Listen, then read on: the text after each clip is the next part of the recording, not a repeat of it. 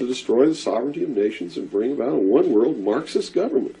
Now, the Carter administration was one extreme, and then we came into the Reagan administration, yet nothing changed. Nothing changed. What you're saying is that no matter what the political leanings, they seem to be playing the same game. As long as you're playing their game, it doesn't matter who you vote for, who you put in office. They all belong to the other side. They're in the pockets of the Illuminati. When you quit electing professional politicians, when you quit electing the guy who looks nice on television because he speaks good and he looks like the guy you wanted to marry or something like that, you're playing right into their hands. You know, they've made it so impossible for another Abraham Lincoln to get elected to the office of president that it's a wonder that we even have a chance at all. We need to send people to Congress and to government who are going to clean house. Kick all the members of secret societies out of the bureaucracy. Lock them up. Try them for treason. Because they are traitors. So one thing that may help is term limitations. We must have term limitations, and it must be only one term. And forget all this nonsense that anybody goes to Washington and don't know what's happening. They don't know what's happening simply because they haven't taken the time as citizens to understand how our government works before they ever go to Washington. You see, it should be a process that starts in infancy. It works its way up. And everybody should be taking part in the government. Now, if someone came in to office with this kind of knowledge and with this kind of intent to really push these people out, would they not be eliminated immediately? Not if they have the people behind them, because what the people would do in one fell swoop, in one election, would elect people who've never served in government before, kick the incumbents out, send citizens to Washington. And now they're faced with a very real prospect of Donald Trump becoming the leader of the party, and it absolutely drives them crazy. They just cannot imagine sharing. Well, because he's an outsider. He's not them. He's not part of the club. He's uncontrollable. You know, he hasn't been through the initiation rites. He didn't belong to the secret society. And I think that they don't see him. They have no idea how to relate to him.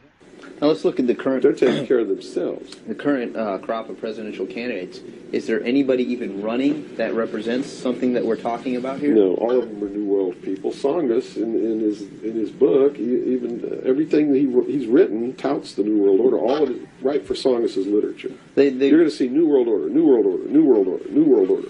Clinton, the governor of Georgia, was selected in 1991 by the Bilderberg, governor of Arkansas, was selected in 1991 by the Bilderberg group in Baden-Baden, Germany, to be the new president of the United States. Remember what happened to Gary Hart? What did he do? He went out on a boat with a woman who wasn't his wife, and he was destroyed. Look at Clinton. What's happened to him? Nothing. The press is on his side. They're helping the guy. You know why? Because he was chosen by the people who own the press to be the next president of the United States. Now, I don't know if he will be or not. That's up to the American people. Mm-hmm. But if they get their way, he will be. Bush is one of the most heinous criminals that's ever walked on the face of the earth. Bush is the man who's been a CIA agent since his college days. He's a member of the Skull and Bones, the Russell Trust. He was initiated in a new world order can emerge, a new era, freer from the threat of terror, stronger in the pursuit of justice, and more secure in the quest for peace. An era in which the nations of the world, East and West, North and South, can prosper and live in harmony. 100 generations have searched for this elusive path to peace, while 1,000 wars raged across the span of human endeavor. And today that new world is struggling to be born. A world quite different from the one we've known. A world where the rule of law supplants the rule of the jungle. A world in which nations recognize the shared responsibility for freedom and justice. A world where the strong respect the rights of the weak. We have before us the opportunity to forge for ourselves and for future generations a new world order, a world where the rule of law, not the law of the jungle, governs the conduct of nations. When we are successful, and we will be, we have a real chance at this new world order, an order in which a credible United Nations can use its peacekeeping role to fulfill the promise and vision of the UN's founders. What is at stake is more than one small country. It is a big idea, a new world order, where diverse nations are drawn together in common cause to achieve the universal aspirations of mankind: peace and security, freedom, and the rule of law. Such is a world worthy of our struggle and worthy of our children's future. Now we can see a new world coming into view, a world in which there is the very real prospect of a new world order.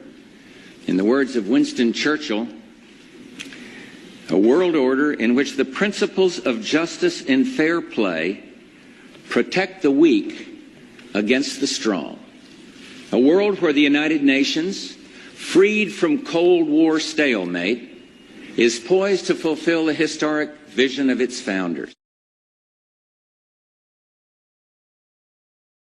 Well, exactly 1 year ago today, on the day he took the oath of office, an oath he doesn't understand, for the second time, Donald Trump pardoned every person who committed crimes for him in the January 6th attack on the Capitol, which led to Donald Trump's own indictment for conspiracy against the United States of America. 1,600 people who committed crimes for Donald Trump were pardoned by Donald Trump on his first day in office 1 year ago, including the people who beat policemen and tried to beat policemen to death and threatened to kill Mike Pence. Donald Trump pardoned them all. It was day